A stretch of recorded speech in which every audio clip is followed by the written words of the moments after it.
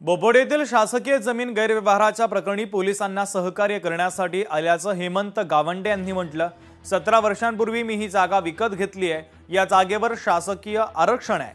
मी ही जागा पीएमपीएमएल विभागाला कायदेशीर जागा देणार होतो, तर खोट्या पद्धतीने गुन्हा दाखल करण्यात आला। पार्थ पवार आणि शीतल तेजवानी यांना ओळखत नाही असं हेमंत गावंडे यांनी म्हटलेलं आहे। तर याच संदर्भात हेमंत गावंडे यांच्यासोबत संवाद साधला आमचे प्रतिनिधी चंद्रशेखर भांगे यांनी। पाहूयात।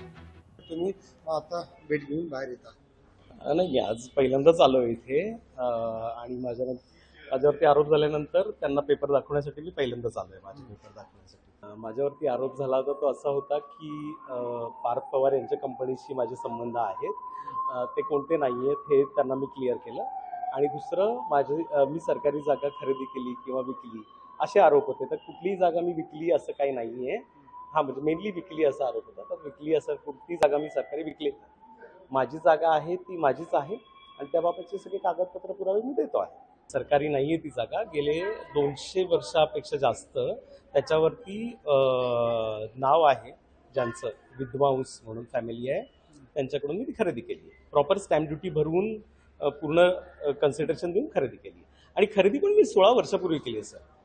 म्हणजे आता हा विषय का वरती येतो काही कळत नाही। त्यांच्याबरोबर माझं नाव विनाकारण गोवण्यात आलेलं आहे, माध्यमांना ते कळालंय।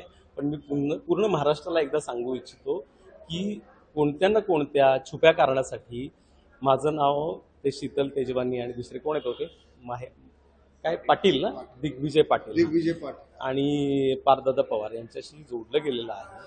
माझं त्याच्याशी काही संबंध नाही। माझा सरळ व्यवहार आहे आणि कायद्याच्या चौकटीत बसूनच मी व्यवहार करतो, त्याच्या बाहेर जाऊन करत नाही। गोवंडेजी यांनी स्वतः या ठिकाणी सांगितले की त्या जागेमध्ये शीतल तेजवानी यांच्याशी माझा कोणताही संबंध नाही। लोकशाही मी चंद्रशेखर भांगे, पुणे। लोकशाही मराठी ऐका, पहा, जागरूक रहा।